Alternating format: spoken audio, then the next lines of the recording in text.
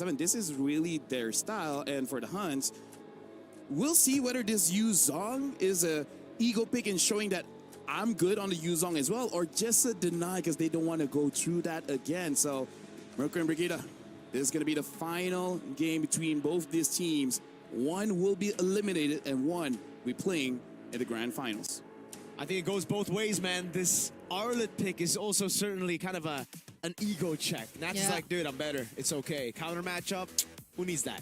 Yeah, but I think this is the epitome of saying comfort over whatever matchup or meta is right in front of you. Yeah. At least in this Game 3 draft for both of these teams, which just goes to show how willing they are to risk it, especially considering what's at stake because it's tournament life and the grand finals in the wild card, the decider stage that they're fighting for as we head into game number 3. Hansen. Really good poke at the start of the game onto the gold lane as well. This is going to be bad for Yuki. Yeah. Really good for Zia, who's already on the winning matchup. He just wanted to help. He just wanted to help, but Shark was there, I guess, also learning from what OU has done against them. Game number 2 sort of wanted to replicate even just a bit of that. But it's Yuki who really took the damage after that. So you could expect Zia to just have a much more comfortable time as we're already seeing right now in the top lane. You gotta remember, Zia hasn't used regen. Yuki has already used regen, so this is a massive HP advantage that Zia is gonna have. Yeah, the wave management is just gonna be much easier for them. But on the other side, I think we already talked about this. The Arlot used... Oh my goodness, hold on. Yeah, that's about as expected for a man who's used regen early. Okay, at least OU was there. So Zia can't just really push forward and do what he wants. Oh, that's a flicker. Massive. Purify though. Purify for flicker. I think it's a bit more worth it for A7. Yep. Flicker will take longer, definitely. But we're seeing Bankai as expected, just also really somehow get the advantage in the lane. So it's a bit different for both Gold and EXP.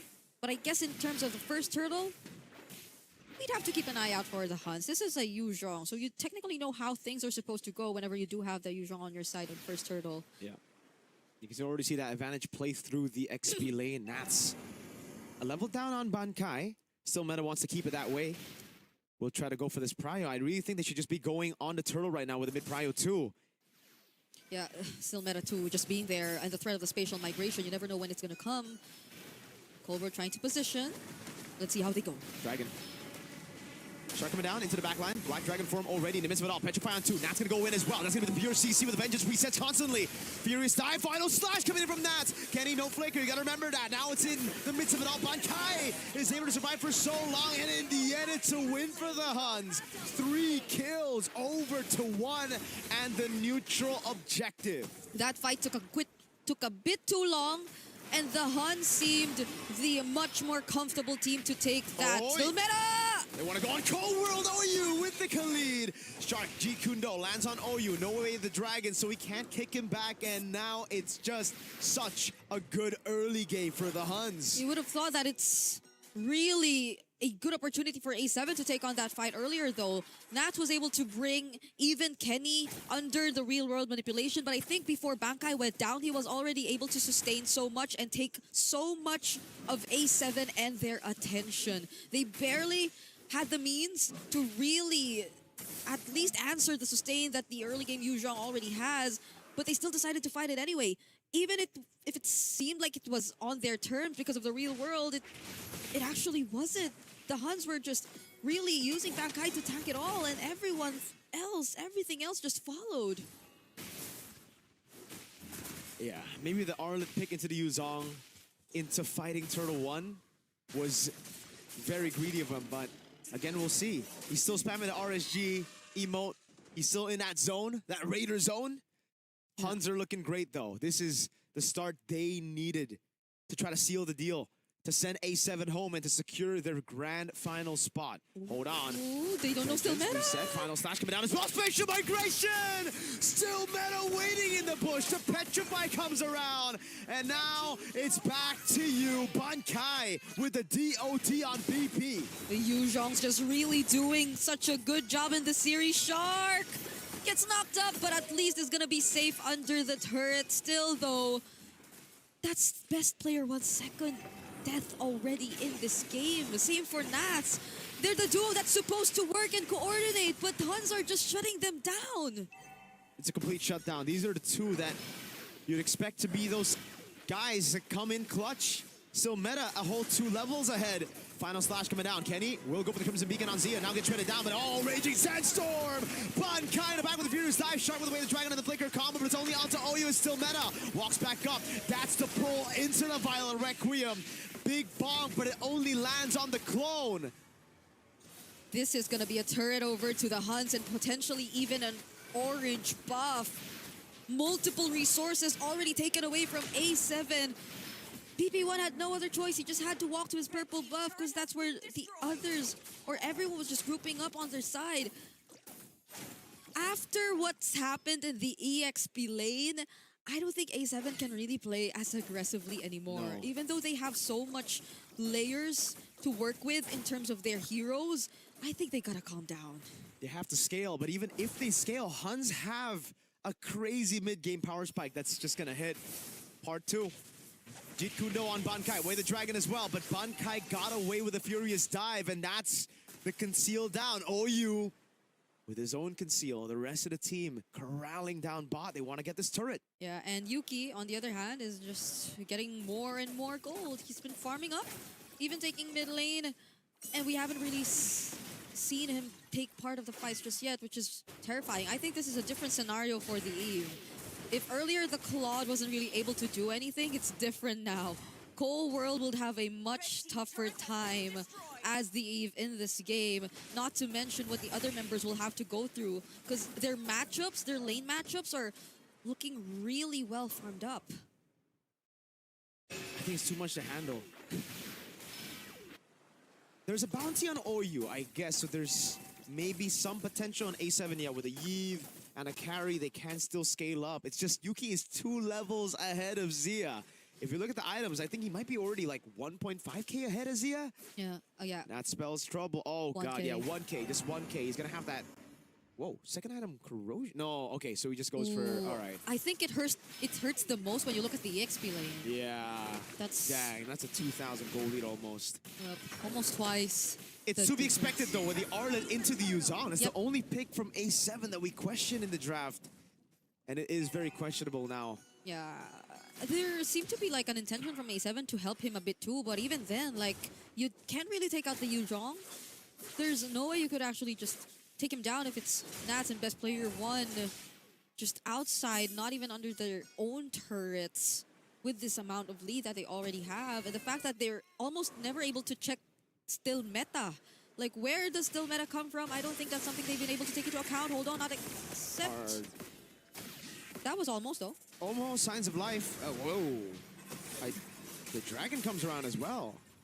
Hun's gotta keep it calm, you know? If they be using these resources as Crimson Beacon, Shark lifted up, thrown back, but there's not going to be any more coming out. Just a tier 2 in the bottom lane. Hun still with a 6.9k, 7k gold lead and a winner crown for still meta. Yeah, there could be more plays incoming right now for the Huns against A7. A7 are now just forced to group together. The resources, it's tough. You'd really have to split them up. Oh, Oh no, that's an SP. That's an SP. A7, gotta be extra careful now. It's a 7,000 gold lead and a Sky Piercer on Jusin. Yeah, because even for the previous engages, it does seem like Shark has been trying to find a pickoff. He's been trying to find the targets. I think even once he's been trying to land that on Bankai. Yep. But the question remains, is the damage already enough? Is the pickoff game plan enough for A7 at this point? Because it feels like they might want to use it a bit more defensively considering the amount of lead pressure that the Huns can do. This is no joke. This is approaching 8k already. And A7 have just been holding on to their mid lane. Yep. They got the bottom wave too. It's already really good. And A7 are forced to turtle in their own base. The Huns will take this for free. Let's see what they can do with this Lord. If they get a base turret out of this, this is going to be massive. If they get a fight, a winning one, it's over. for A7 and their dreams to qualify through wildcard. Yuki, a BMI back, almost getting a tier 2. Still meta will still just be on this Lord. He'll take it for free. A7, no trades on the map. Yeah. As much as it seemed like a proactive lineup, Whoa. it seems they're forced to play a bit passive now. Nats just got thrown back with the Crimson Beacon. Still meta's looking for the angle to go for spatial migration. Mid lane turret falling down in the hands of Yuki. This is starting to become really, really tense for A7. No dragon though. They know that there won't be the Black Dragon form, but there's a Lord. There's a Lord that's marching down bottom with the Huns clearing out the outer turrets even before it eventually arrives. Imagine that just 10 minutes into this game. And the real world too. Yeah, I think Nats wanted to make a call, like maybe final slash flicker, but he said nah, but Cold World already thought he was gonna flicker in, so he just popped the RWM, and now that was our 2 resources from A7 that are down. Luckily, there's no dragon. If there was a dragon, this would be a base turret for sure. Yep. Would have been different. The dragon's up now. Oh god, it's gonna be a turret, I think. It's back.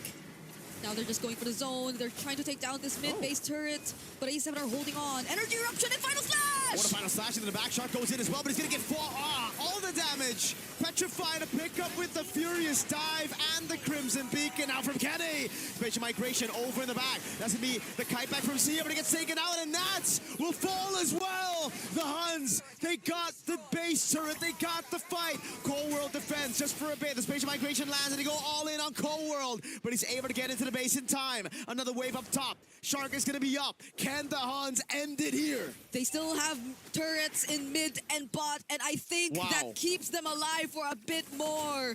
It took some time for the next wave up top to arrive, and with Shark back in the game alongside BP1, the Huns will still need a bit more time if they really want to put an end to this game, but it's looking very close. It's a 12k gold lead already.